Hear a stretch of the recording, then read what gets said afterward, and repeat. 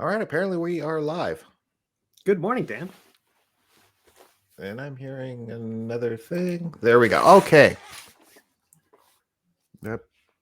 Still hearing another thing. Is that me? Do I need to change something? I don't know.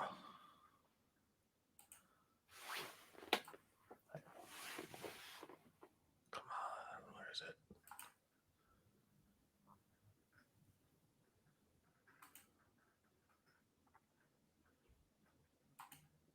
All right, we're good. We're good? We're good. Okay. All right. Fantastic. All right. It wouldn't be a Mazes and Muses without the complicated startup. Look at us here. I have forgiven D&D, so I'm wearing my Tomb of Horrors t-shirt, and you are wearing your Kobold Black Flag. Yep, ready. Just waiting for it. They said this month or next it'll come out. The beta test. Something, yeah, I heard February. So I'm looking forward to it. I'm looking forward to that one. What we got, Matt Kovals, and is there another system that's going to be? Those are the primary ones I'm very excited about. But there was even like talk of I saw that Bob Worldbuilder was talking that he believes that Critical Role is working on their own. Right.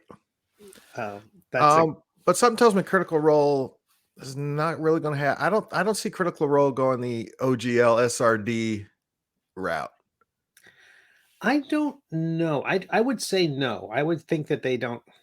I mean, a lot of games don't have an SRD. I mean, it's not like it's not like if you make a game and it doesn't have an SRD, you're doing something unethical or you're not going to have a good game.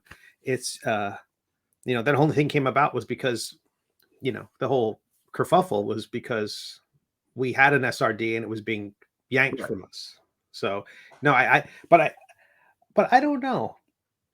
Because I mean, I see them maybe having a strong fan content type of situation where, they're, post your fan stuff, but I don't see them wanting Critical Role wanting competition as far as other books set in their worlds or other streams set in their worlds. Does that make sense?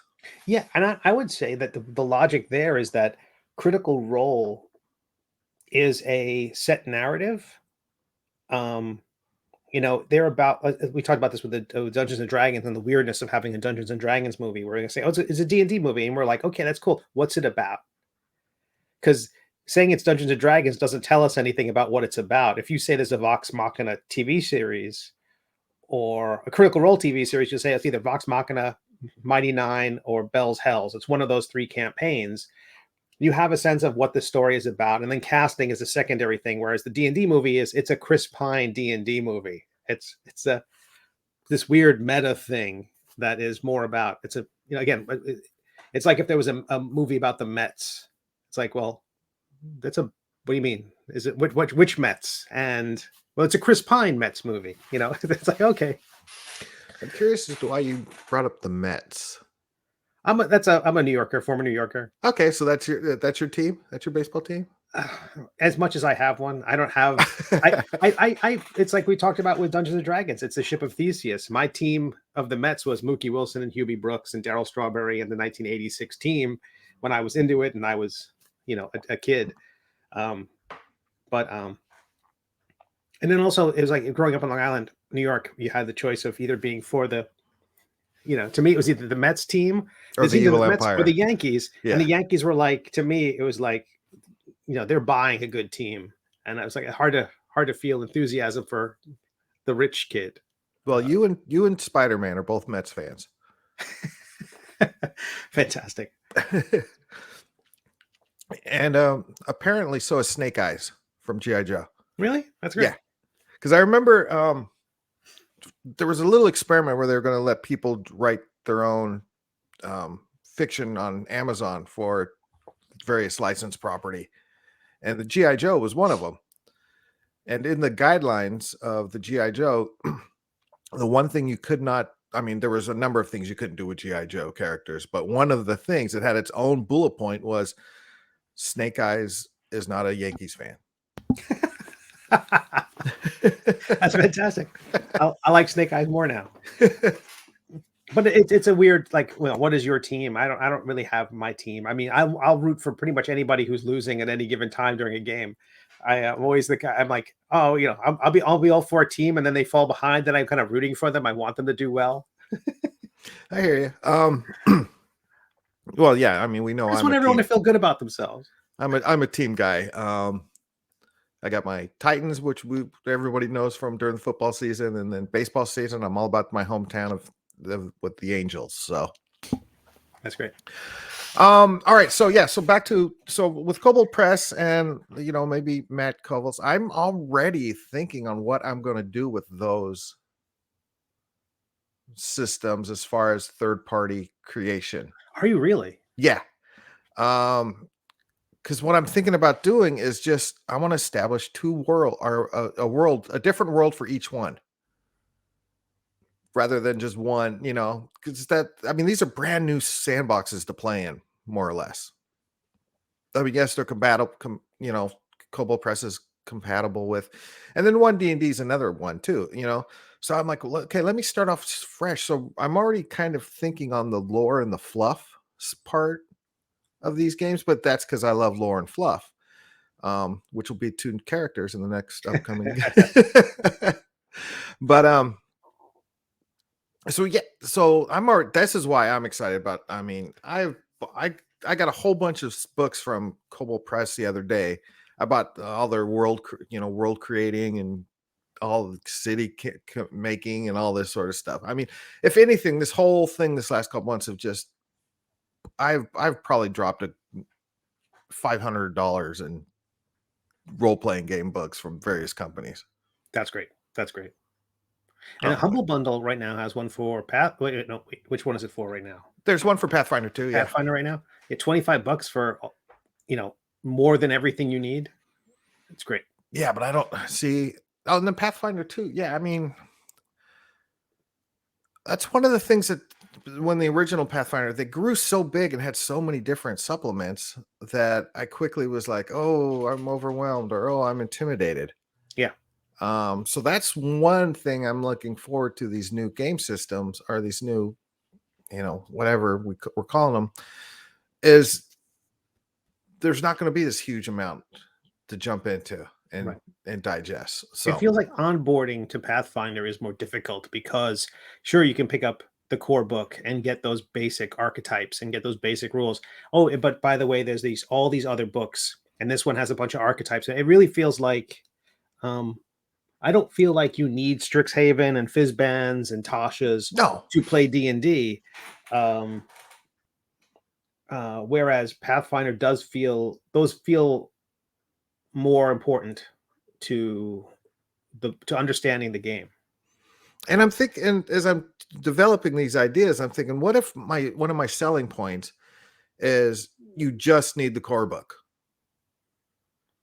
I'm not incorporating anything from these other things. Everything I create is based on whatever's in the core book.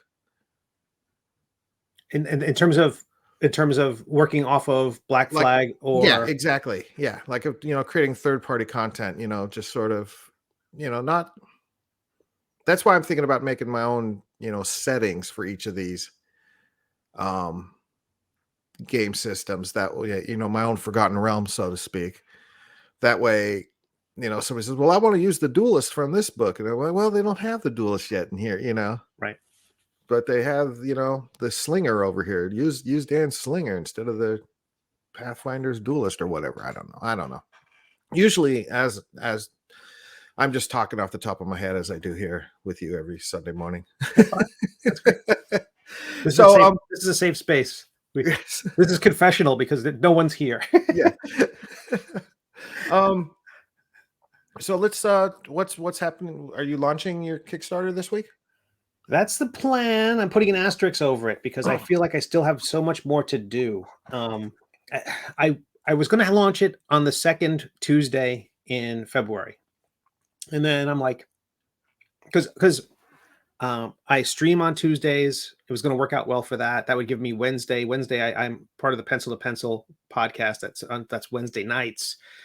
Just trying to figure it around my streaming schedule. And I don't want to launch on a Monday because everyone's busy on Mondays. I don't want on Fridays because people are thinking about the weekend. Tuesday, Wednesday, Thursday are great. And earlier is better for me in my head because, you know, I'm chomping at the bit champing at the bit. Excuse me, champing at the bit. I want to get that aphorism right.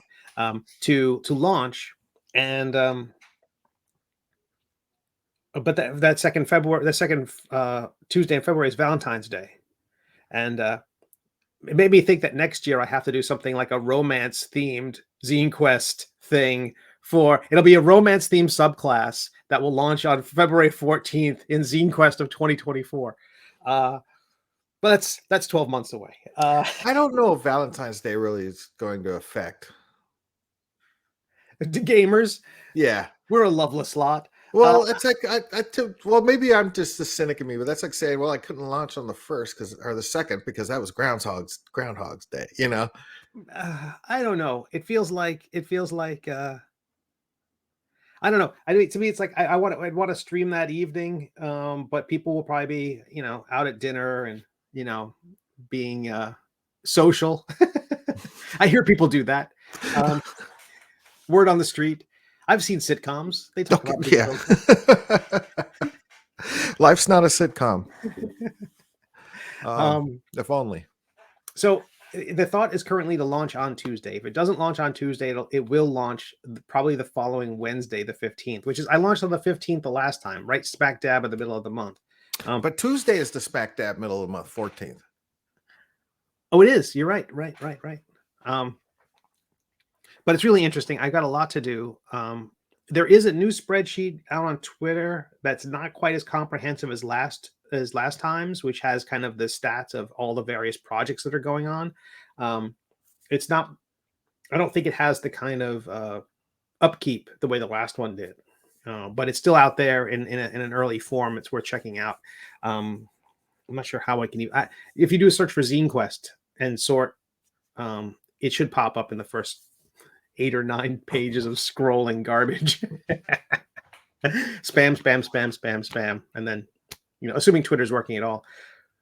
But the plan is to launch Death Dealing. 140 people are queued up, are watching the campaign already, which is crazy. Again, given that the history of this thing is that it all started with a minis campaign that had 113 supporters in total.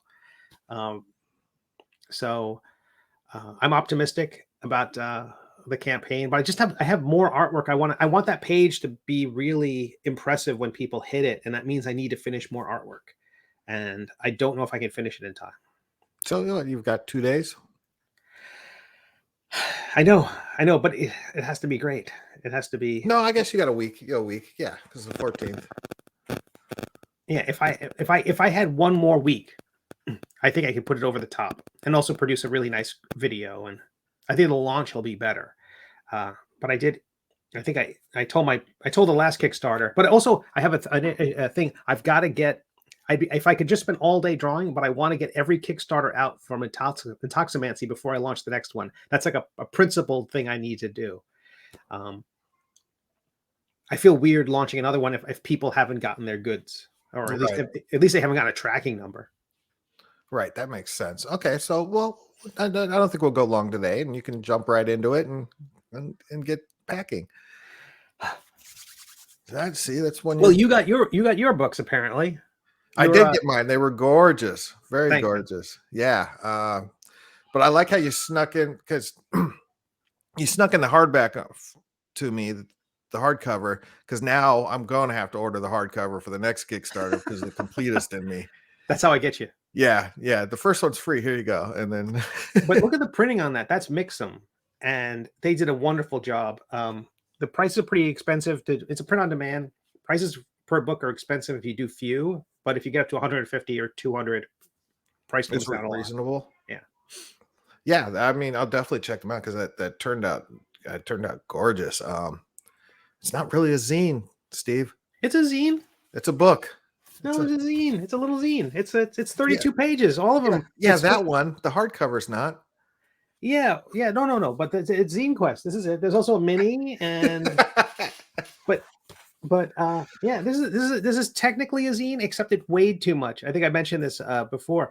I thought I charged all my shipping based on it being essentially photocopied, like like standard printer paper, low end. It might have even been.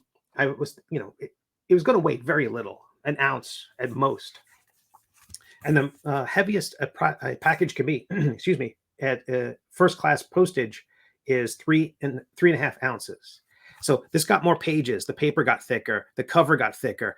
This book weighs 3.5 ounces. So all my postage, I lost money on everything I shipped, especially internationally. Oh my goodness. I I charged bet. $5 to ship internationally, and it cost me $11 to ship.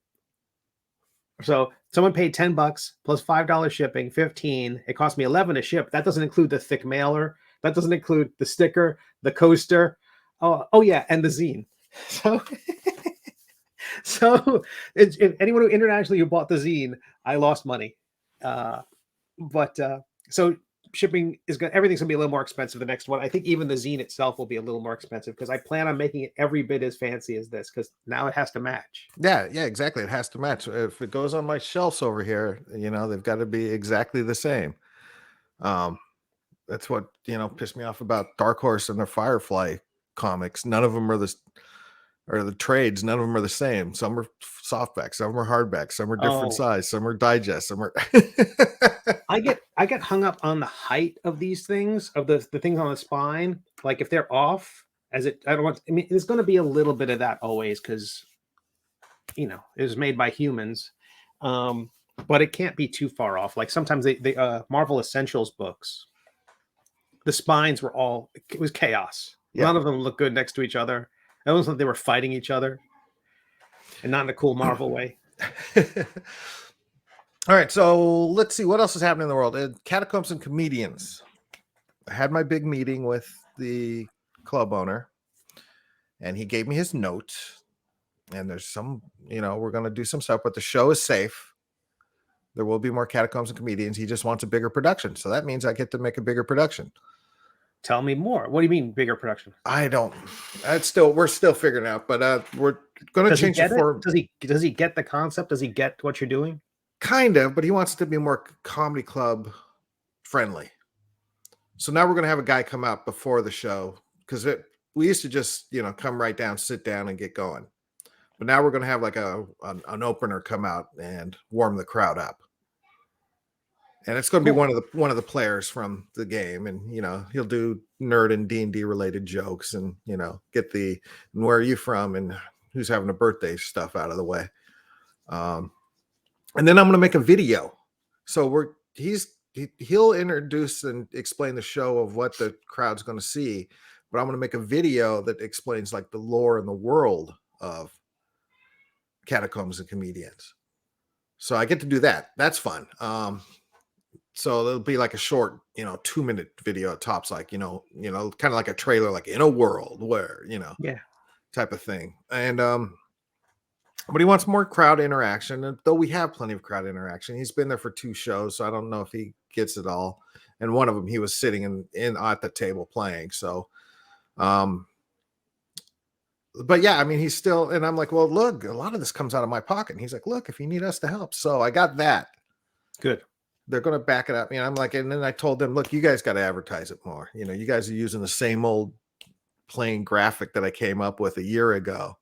And other club I do it at, I make a new poster for every show. So I'm like, come on, guys, you can use that stuff. And I've gotten this last one was videotaped. So hopefully he's working on editing that together. So that'll be available and everybody could see that show soon. And then I launched the Catacombs and Comedians Patreon this week because I'm separating it from Zero Level Media. And that's just going to have, and that's, it's replaced the old Catacombs and Comedians website. I say old website because the website was there for a year. But so if you go to catacombsandcomedians.com now, it takes you to the patron page, and there's 3 levels. 1 where you're just like, look, I want to help out. 2, you get here's the monster, here's the setting, here's this. Excellent. And then the 3rd level, I think I call it opener, middle, and headliner. And the headliner right now, you get, here's downloadable, high res pages of the material for you. And it's basically the material that I was going to do in, what was it?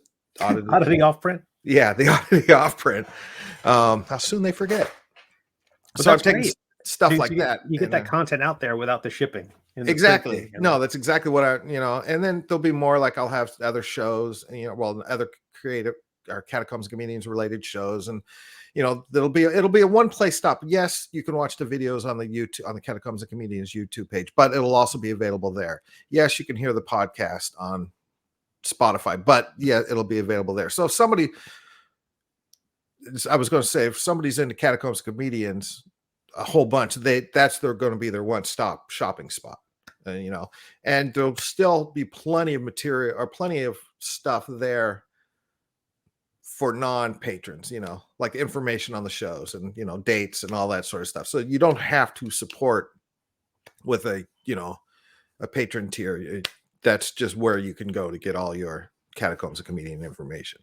That's smart. So that just launched, and of course I've got zero followers. 0 level followers. I got no followers. So but I'm not, I worked on a magic item that I use in the Friday night GameKeep games that I created for one of my players, and that's going to go up today. So it's going to be a place where, one day you'll see the Awful House, where I designed the little map for the Awful House, and oh, that's what it looked like. Or one day, like the Foul Boar monster is already available for download right now. I'm going to get the dire trash panda up hopefully later today, along with these magic item I created called Knuckle Bones. Called what? Knuckle Bones. All right. They summon skeletons. It was very cool. Excellent.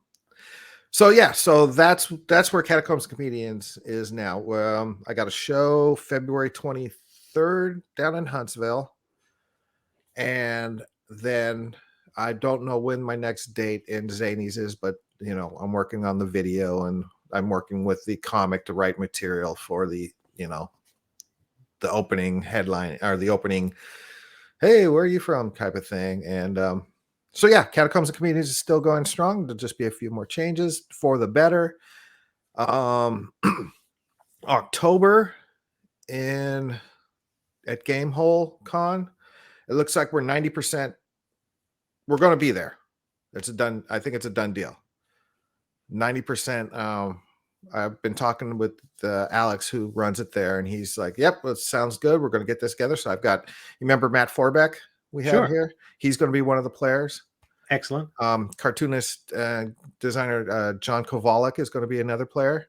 Excellent. So I'm still looking on getting my other player and stuff. I'm looking at their guest list going, oh, there's some intimidating names on there. Do I want Chris Perkins? Yes, you do. Do I want to? I don't think I got I don't have the cojones. Don't you want to be in the position to say, no, at this table, this is how we play the rules, Chris? I don't think I have the cojones to dungeon master a game with Chris Perkins. Yeah. So, but anyway, so that's a good deal. And then I got my tickets for Gen Con. Excellent. My badge, and I got my Airbnb confirmed for Gen Con. So I'm going to Gen Con to promote the hell out of Catacombs and Comedians. That's excellent. Yeah. We talked at last week about, because I owe you. So what we're doing is I have a IOU for one watching of the Dungeons and Dragons film in Tennessee, and we're trying to upgrade that to something else. I applied for a table at Gamehole Con. Oh, cool. Gen Con was not available, of course, because it's like San Diego. Good luck with that. By the time they're setting up hotels, there's no chance of. So I did apply for Gamehole Con. Fingers crossed, and I think that would be a chance for us to hang out, and I could be in the front row of Catacombs and Comedians and just heckle the whole time. Or you could be on the stage at the table for Catacombs and Creators, as we're calling Catacombs and Creators. Yeah. Well, I'll keep you posted. I applied for them. I told them I also offered to do a sponsorship position for their to sponsor, to put the middle age on. Oh, nice. Oh, Alex is great who puts it on, because I don't know who I spoke with. I think I spoke with a marketing guy. Okay, because I emailed Alex directly saying, "Hey, approach him with the idea for Catacombs and creators," and he got back to me and he says, "Okay, but I still got to submit everything through the regular thing come April." Yeah, but he's like, "Yeah, this sounds like a great deal. Let's do it." So That's awesome. That's great. no, but that would be great, because then you and I we could plan all sorts of shenanigans. And it's a 4-day event, which is crazy. It's Yeah, wonderful. yeah. I've got my hotel booked for that already too. Where did you get? It's a little ways away, but Yeah. I can't remember because anything. It's like because here's what it came down to. Like, let's see, there was like 2.5 miles away or 4.5 miles away, and I'm like, well, I'm not walking either way, Right. so the 4.5 mile away is a little bit cheaper, so I'm just going to go that route. Yeah, that's what I was like. I'm like, so they have a couple of partnership hotels that are Yeah, half a mile away, and I thought, okay, that's nice to just. It seemed like there's a Starbucks. Okay, just get up, walk over there, wheel my garbage back and forth, not worry about renting a car or Ubering, and so. But those nearby ones sold out immediately, and I imagine they were very expensive. So I don't know. I yeah, haven't figured out yet, but I can't. I feel I have to reserve something that I can cancel if they say, "Hey, no, you don't have a table." right. You know, Well, if worst comes to worst, you can have the tub in my hotel room. curl up in the tub. um, no, and then for Gen Con, I've never booked an Airbnb before. That's why I'm married. She takes care of that sort of stuff. But I did this all on my own, and I searched, and I'm like, I don't know what should I do? Should I, there because I knew that getting a hotel was going to be crazy expensive going Yeah, through the Gen Con hotel portal, sure. and I'm like, oh, what I don't know. So I found this place. It's a 15-minute drive away, which is fine because it's only a 4.5 hour drive for me from here to Gen Con. So I'll have my truck with me anyway. Mm. And I found this little kind of like little cabin in the woods just outside of the city itself. I mean, I think it's technically still in Indianapolis, but it's in a rural area. It's a tiny, cozy little place. Get this, under $70 a night. Is there a catch? Like you're going to get murdered? No, it looks sweet and adorable, and Oh it's wow, on somebody's private, big, like 9-acre property. wow, that's awesome. The one thing Caveat. though is they have a sawdust compost toilet, All right. but it has a shower. Isn't that technically a litter box? Exactly. um, but the whole the 4 nights stay there for me is going to cost less than a hotel room that's around the block from the convention itself. Yeah, that's amazing. Yeah. That's amazing. So I'll just and the convention center will have bathrooms. So That's awesome though. I think that's I mean, I don't know. That seems like half the adventure is going to be, you have to post photos from this place. I'm glad you have a truck. I would think that if I was trying to go there in my little Kia, yeah. that if there's any kind of non-paved part of the road, it would be like or if it's like loosely paved. And then and my buddy who helps me with the show is my 32-year-old intern, I call him. Jesse, he's going with me. So, there's 2 beds. It has no microwave. It's got 2 gas burning things and a little kitchenette. And it's got a mini fridge. That's how tiny this place is. That's awesome. 1 bed's in a loft, one's a futon downstairs. So that's all we need because we just need a place to crash and shower. You're gamers. Yeah. You need room for Doritos. You need room for where are you going to put the pizza? This is great. So Gen Con is done deal. I'm going there. It's a planned deal. I've got the time off at work. Everything's done. I've got a place to stay. I got a place. I'm driving up there. I got my badge. Gen Con's good. So now I just got to get all my promotional material to push Catacombs and Comedians while I'm there. And I came up with this idea. Let me run this by you. With all these new games and systems coming out, maybe I'm thinking maybe once a month have a actual play stream where we try out this new stuff. And in the comedy world, generally Monday nights are slow nights at comedy clubs, so they're new material Mondays. So we just call it New Material Monday, and we do it once a month on a Monday, and we just, here's 4 comics trying to figure out this new game that came out after. Always thinking, Yeah, got to keep going. I would go with fewer comics for that. New Material Monday Yeah. could be you and another player, or you and 2 other players, or something like that. Because I do think if it's going to be rolling up characters, if it's going to be I think we'd have characters done pre-made, already. you'd have pre-made, and you just jump into it. Yeah. Yeah, some sort of, let's, we'll take a look at the stuff first, but it'll be our actual first, we're not going to break the shrink wrap on right. the Right. I'm wondering about the I do wonder about that, because I think a player just wants to say, okay, I want to do this thing. And then the dungeon master just has to say, okay, here's how this game figures out how you do stuff. Mm-hmm. And they just want to roll a d20 and be told if they're right or wrong, or roll dice and be told what do I roll and what number do I need? And then everything else is like, so for the player, it probably should be fairly transparent. The only tricky bit is it's kind of the action economy. I think the idea of Pathfinder saying you have 3 actions on your turn, what do you want to do with them, is way simpler than you have 5th editions.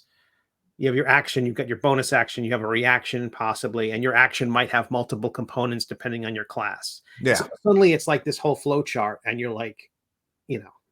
And then it's also, is that count as a bonus action, or is it a regular action? Is it? Well, and then there's the free action, like opening a door or unsheathing a weapon. Like, I think ideally the game, whatever game is created, and maybe this applies to 4D20 as well, when your own homebrew system, it's got to be on an index card. When it's your go, you have a card that tells you, here are the things you can do. Like it says, you got a free action, list of examples, action, and if there's other stuff, movement, if that's a separate thing as well. So people know. And then for action, if your action can be dodge, disengage, a dash, those things, the idea that you could just say on a simple sheet, here's the list I can have. Sam Riegel was running he doesn't often Dungeon Master. He's one of the players of Critical Role. And as a bonus one shot, as part of their incredibly successful Kickstarter campaign, he ran a game. And he ran a game with 4 other players who are not normal Critical Role regulars. And 2 of them had played guest spots at one point. I mean, all 4 of them had played guest spots at some point, and 2 of them hadn't played in ages. And the other 2 were very familiar with 5e rules. And the way they played, the people who knew how to play and the people who were novices, essentially novices, had no clue. They didn't know about dashes. They were moving half the speed of everybody else on the table, and that's a massive disadvantage when you're in a battle royale situation. And it was really interesting to see that such a massive difference in how understanding these things. Like if that was on a card, a person would go, okay, I can do these things, or at least go, can I do this? Can I do this? Can I do this? I feel like any game that's starting off should have that, especially for novices. Like if Catacombs and Comedians, you bring on someone who's never played before, every turn you can do this. Even if you print an 8.5 by 11 sheet of paper, you can do this, this, and this. Yeah. And no, I found that helpful when I was doing the first couple of Catacombs and Comedian shows I had, because you can find them online, combat cheat sheets. And I printed them out my players. Of course, they never bothered to look at them. That's awesome. But with 4D20, I'm planning. Remember, people are going to be stoned playing this game, I think. So I'm trying to keep it rather simple. But I'm trying to work out a mechanic right now where there are only 2 dice used, a D4 and a D20. So we'll see how that goes. That's interesting. D20 resolves action. I think the D4 will be, when you succeed, like let's say damage, we'll just use damage. There are like 3 categories, good, better, best. And a good, let's say you have a good sword that does 1d4. You got a better sword, it does 2d4. You had a best sword, it does 3d4. Gotcha. That's it. Do up to 4d20, 4d4 or 4d20. Just to be as kooky as I can, because it's going to be There are beer and pretzel games. This is going to be a sativa and indica gummy game. bears game. Yeah. So Sativa and snacks. yeah. Yeah. So yeah, so that's working on that. And let's see, Gen Con, Game Hall, your Kickstarter. We're all done with the whole OGL thing. Apparently, we never need. Yeah, I mean, all the questions. What will happen next will be the very timid, like Puxatawny Phil. The people who are building one D&D are probably like, has the smoke cleared? Can we release another Unearthed Arcana to test one D&D? Is it safe to come out? And that will be I think that will be the next thing that happens. I think things will just continue to cool off, and they're going to keep making overtures to streamers and influencers to try to kind of get back in everyone's good graces. And they're still excited for they're hopefully maybe for the movie, but I think they'll slowly start to come out again. And then we've got all our questions for what happens with one D&D, if we're all going to be, if there's going to be an SRD with it, if there's going to be an open game license with it. But either way, I'll just keep making 5e stuff. And also the big question will be, how backwards compatible is it? Right. And how compatible will Kobold Press's Black Flag project be? I mean, I know it says it's compatible, but is it going to be exactly? Or well, now that the 5e was put in the Creative Commons, I feel like they're going to, every place where they felt they had to change it, again, I'm not privy to any of this, but I haven't seen anything about it, but I imagine all the places where they felt they had to change it for purposes of steering clear of legal issues, they're going to be like, well, why do we do that now?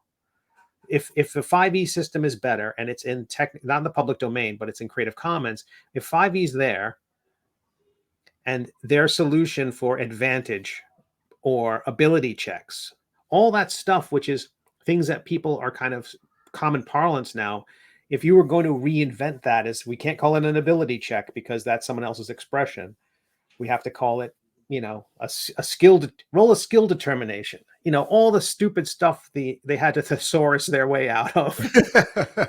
I don't think they have to do that. And hopefully, because again, the hope is someone watches Critical Role and they go, I want to play that. And you now have a bunch of choices to do that. You can pick up the 5th edition books, pick up 4D20, pick up Matt Colville's doesn't do anything like that, but idea that you could pick up the Black Flag and play what you see on Critical Role would be key. And then hopefully those people will say, listen, hopefully Kobold Press will say, we would like to, their gunslinger class that they had in the Tal'Dorei book. Mm-hmm. I would love to see that Kobold Press says, hey, can we make sure that whatever Critical Role is doing, we can do that? We would like to sell a Critical Role book for Kobold Press. And on launch, here's our Critical Role book, because that would be crazy great. Yeah. I don't see that happening now. I dream. But if Black Flag, if Kobold Press wants to talk to Catacombs of Comedians, I could do a Realm of Thalia's. We could stat up the foul bore for Black Flag project. Give me a call. It's also, I'm hoping for things like language, like subclasses, because I mean, I was working, I'm getting up to speed on Pathfinder because I do want to offer a Pathfinder version of my subclasses, an archetype, and is what they call it. But there's so many books I have to dig deep into to make sure that the subclasses I make, because I know the subclasses I make don't overlap with existing subclasses that I'm familiar with in 5e. Certainly not the official stuff. Maybe there's a homebrew thing where you can't worry about all the homebrew. You can't worry about all the third-party material. There's no way. That's why. That's one of the reasons I was thinking if I just concentrate on using the one Pathfinder 2 book to base everything off of. So I happen to have a skull slinger and somebody else has a skull slinger. So be it, Right. But this is my skull slinger, and it's not like your skull slinger. Right. Yeah. And I felt that way about. Hold on, I got to write skull slinger down. I would write that down. I would get that domain name today if you could.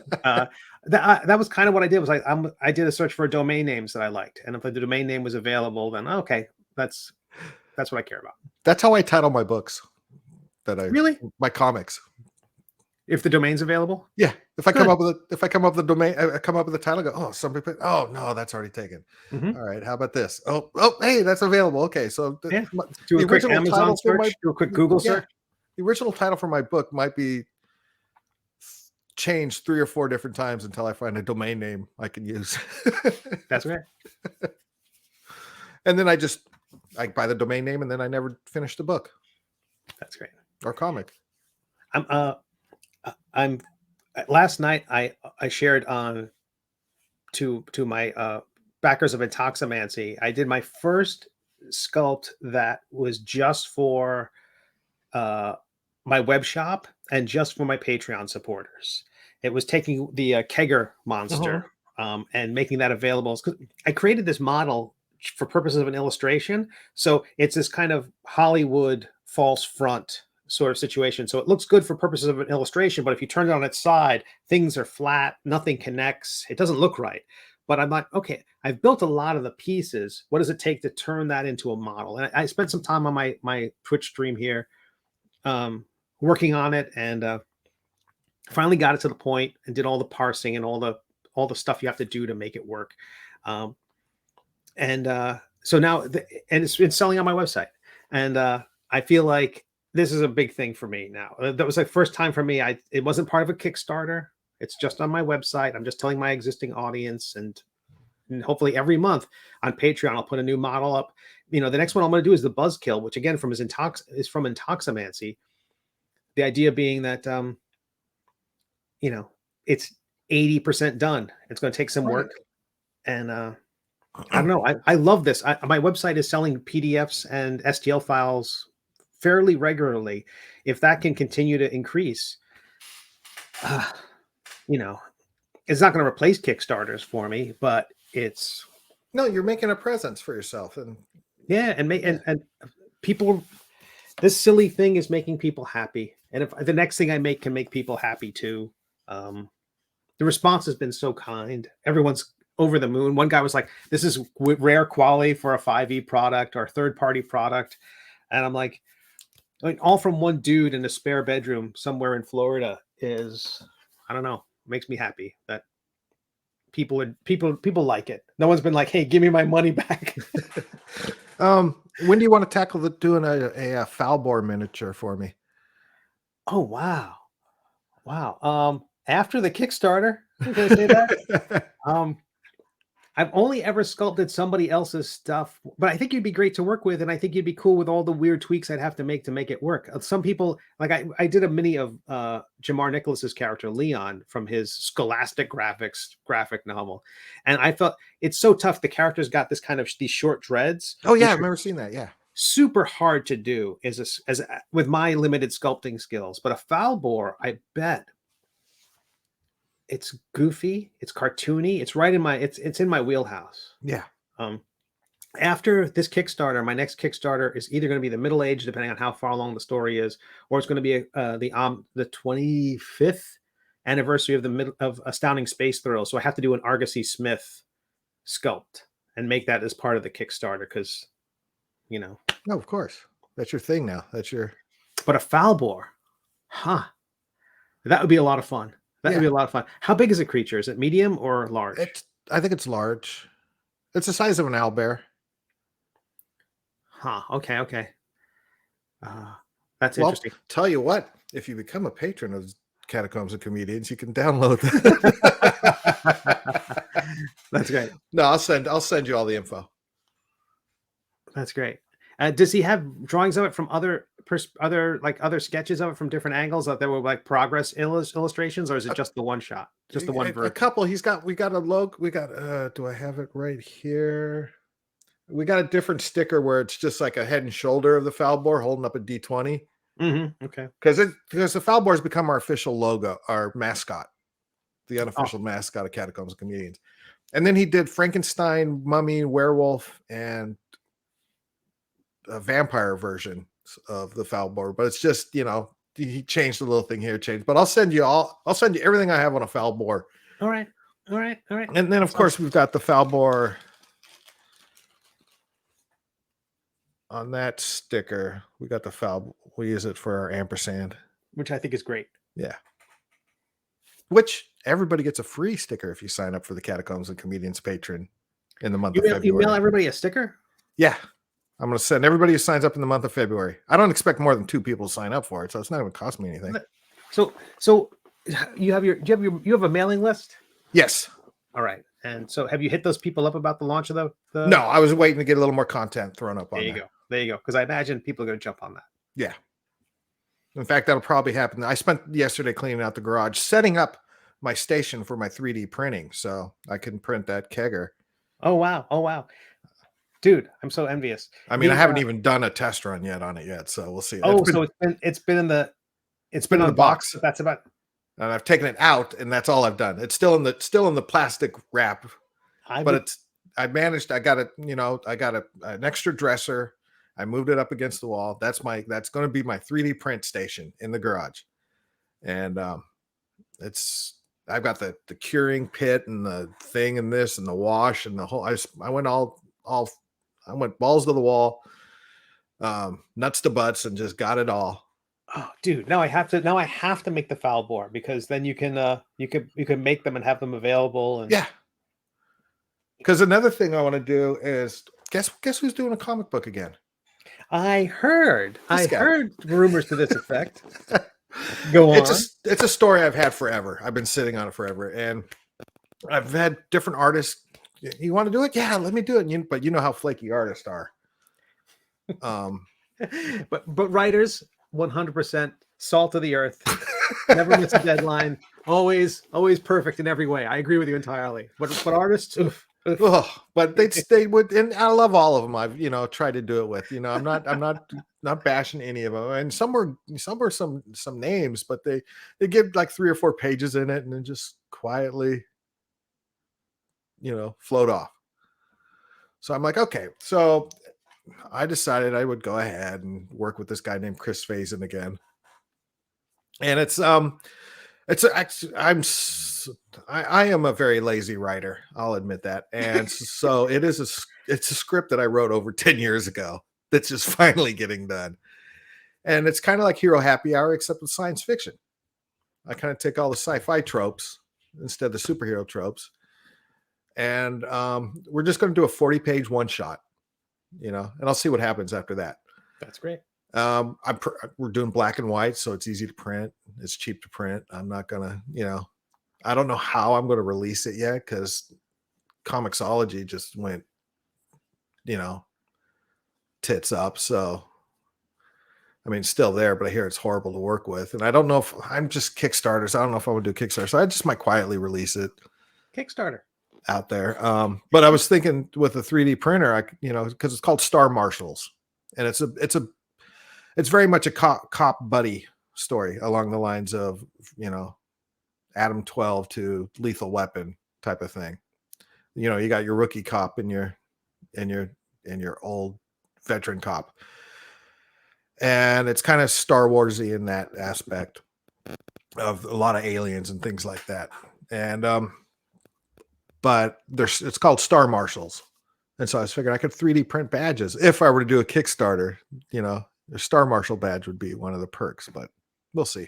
Yeah, I would say you do it, kickstart it, but just set the lowest possible goal, and just set that's really what this comes down to. Like, I feel like with everything I do, it's like if I think 20 people will back it and they each give it $10, I'm going to set my goal at $200. And that means I know for certain this will happen. And then I get to do it and I get to deliver it, and then I'm not sweating it. And, and the idea is, if you're going to make the thing anyway, even if if it's 40 pages, you just do the PDF and you set the goal of the campaign at $5, and then you launch and it's a $5 PDF, and we hit our goal in 8 seconds, and yay, we brag about that. Fully funded in 8 seconds. Yeah, I mean, I probably will, just because that's how people find books now, is on Kickstarter. Yeah. But here's the thing: everything will be done before I even do any sort of thing, because Chris and I in the past with Hero Happy Hour, we struggled to get that done, and it was all out of pocket and everything like this. Well, I had a couple extra bucks, so I'm paying Chris outright. I've already paid him to illustrate the book. The whole book? Yeah. Not worried about these flaky artists skipping the country with your money? Not with Chris. That's good. Chris is like a brother to me. So, I mean, we've been through hell and back over the last 22 years or so putting Hero Happy Hour together. So he's okay. That's awesome. I'm paying somebody to letter it so I don't have to letter it. And you know, and I'll just, and I think with Kickstarter, I'll just do it a print on, like, let's say I do a Kickstarter. I'll do a print on demand type of thing where oh, you bought the physical copy? Here's your coupon to get the book. You know, I'm not going to. You know, Kablam does fulfillment, right? Yeah, I've worked with Kablam before and they've done great jobs on now they do Kickstarter fulfillment. So you can talk to them. You wouldn't have to do a thing. I kind of know Barry there. So he's great. Yeah. And if you had to do a signed copy thing, I think what they'll do is they'll mail you the covers or something like that, or a page, and then they'll bind that into the book. Oh, okay. But if you're not doing signed, they do all the fulfillment. You don't have to worry about a thing. Maybe there will be a Kickstarter of Star Marshals.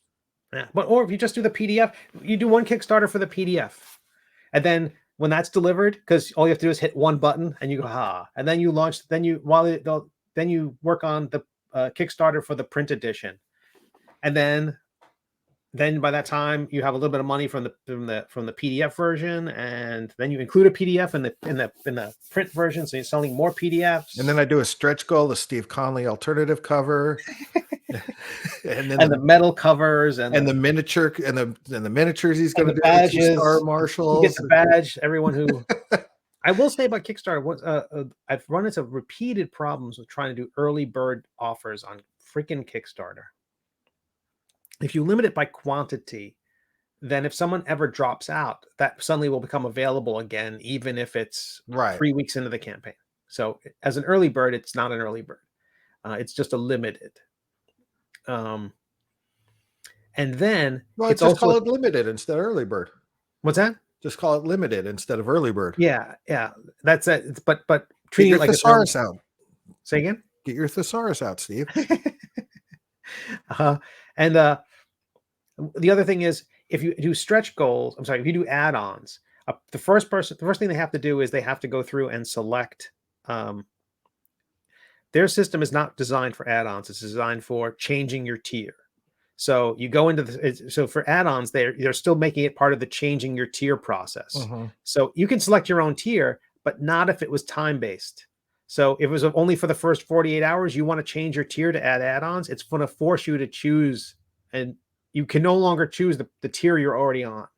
That's broken.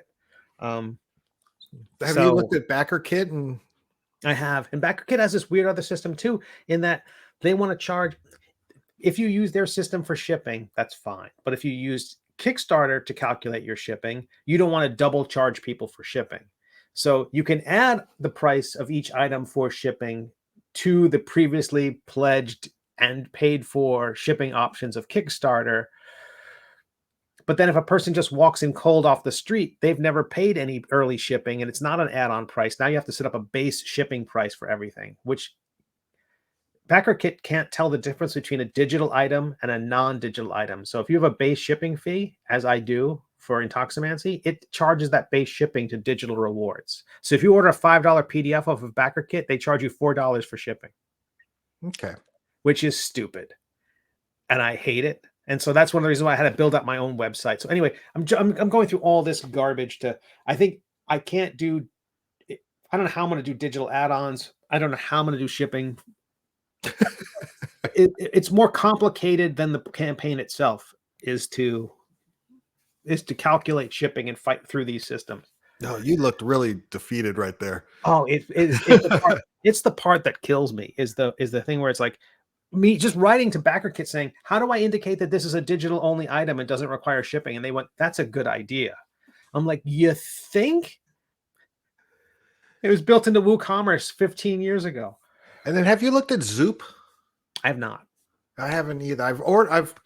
I backed one comic from Zoop and I haven't gotten it yet just because the creator ran into some hassles. And again, I'm not angry because I know that the shit happens and shit's happened to me. But I haven't gotten the book yet. But you still have to, they just do the crowdfunding for you. You still have to deal with the distribution and the printing. And fulfillment. Yeah. Yeah, which is what I find the biggest pain in the ass. I just don't want. That's interesting. That's interesting. There's no crowdfunding platform yet that has integrated fulfillment. That would be awesome if there was. Not that I've found or can recall. So you need to talk to Barry over at Kablam. You got that they need to build their own crowdfunding system so that people can just crowdfund it, and you as a creator just have to upload your files And just walk away and set some price and count all my cash. Yeah, yeah. So it becomes truly a pre-order system.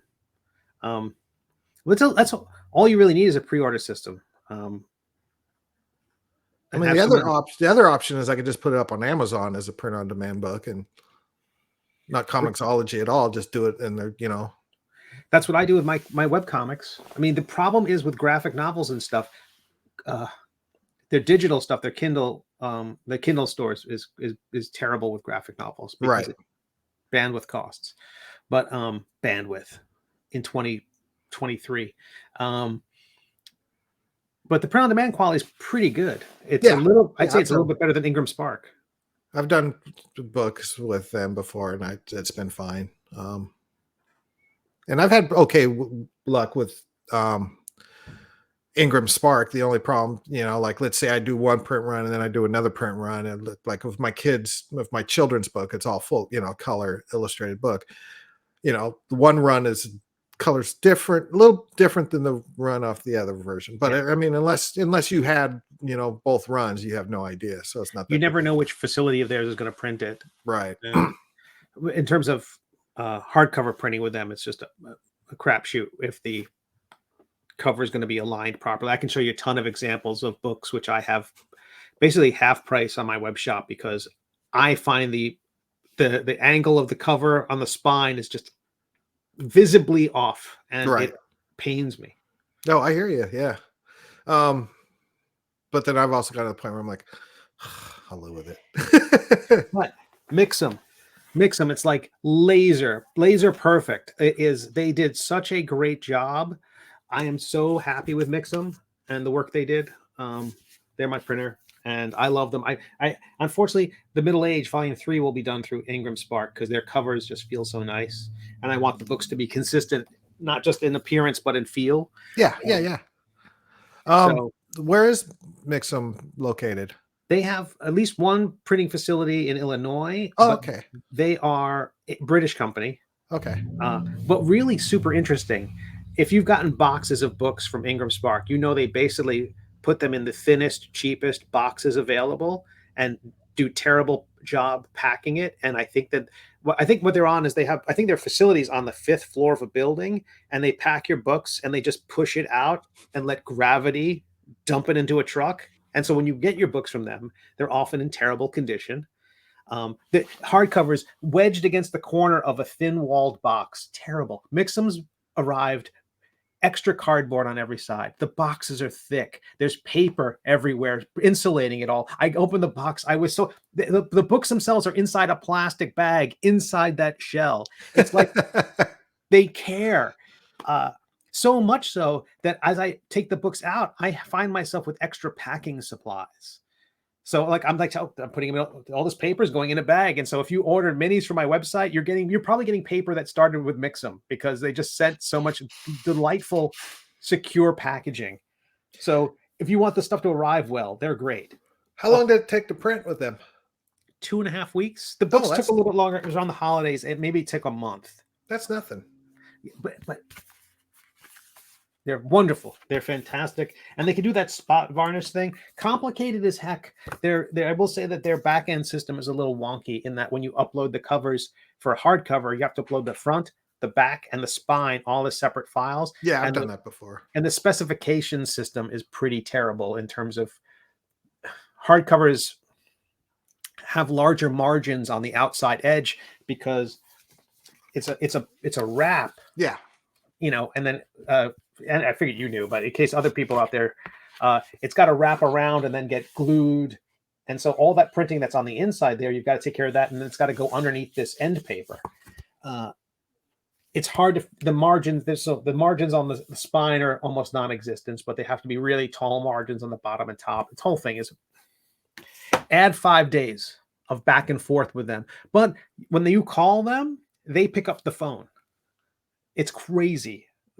Ingram Spark, I've never talked to a human there. I don't think they've taken their phones out. I don't think they have phones. It's a black site. You can't get in or out. Jesse, my 32-year-old intern for Catacombs and Comedians, used to work at Ingram Spark.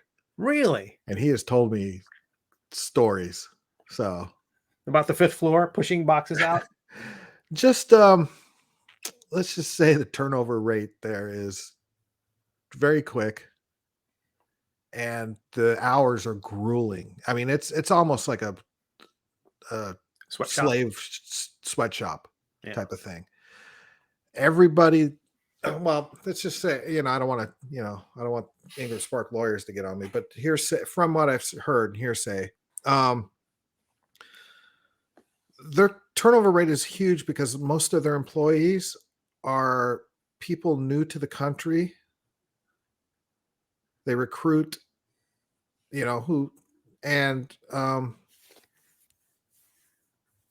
paroled inmates.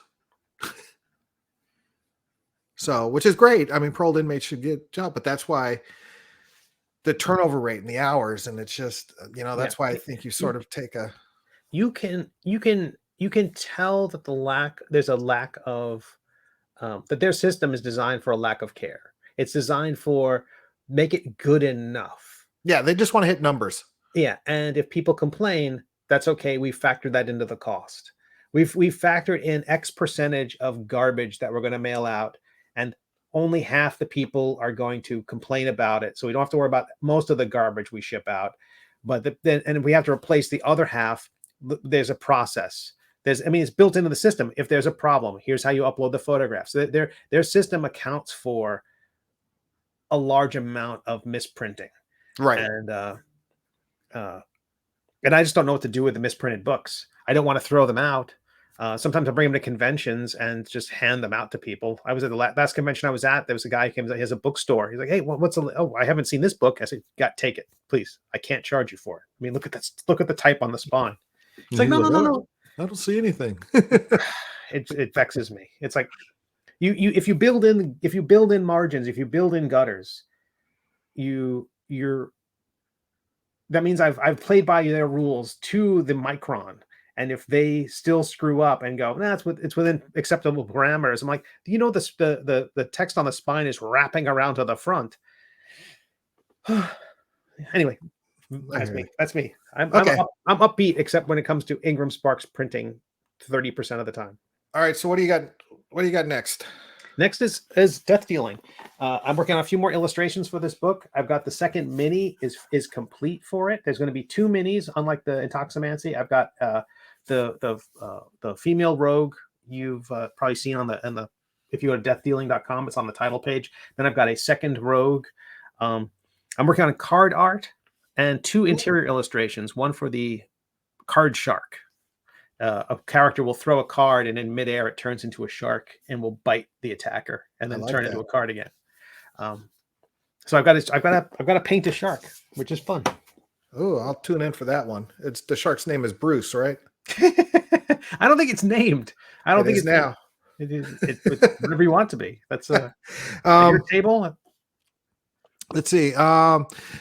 Yeah, we had to postpone last Wednesday's Aristocrats Twitch stream because I had my meeting with regarding the future of Catacombs Comedians. So we're going to play this Wednesday, the second Wednesday, and we're going to play the fourth Wednesday instead of the first and third. We're doing the second and fourth in February. And that worked out better for because one of our comedians wasn't going to be able to make one of those dates. So that's how it's going to go. So this Wednesday night here on Zero Level Media, Twitch, Wrath of the Aristocrats. But I got to figure out now the Wizards of the Coast came clean, and now I got to change my whole story plan because I still have that evil Watsy who is out to evoke the AGL. Yeah, it's weird. It's like it is going to be just footnote that it's like the distribution wars in comics. I might have to just go to more of a one shot format for all these catacombs comedians. But the writer in me, the world creator, the builder, the creator wants to create these overreaching arcs and do all this stuff. But that's a me problem, not a.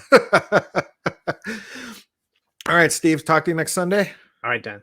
All right. Have a great week. You too. Later. Bye. Oh, I forgot to say, and may you make all of your saving throws.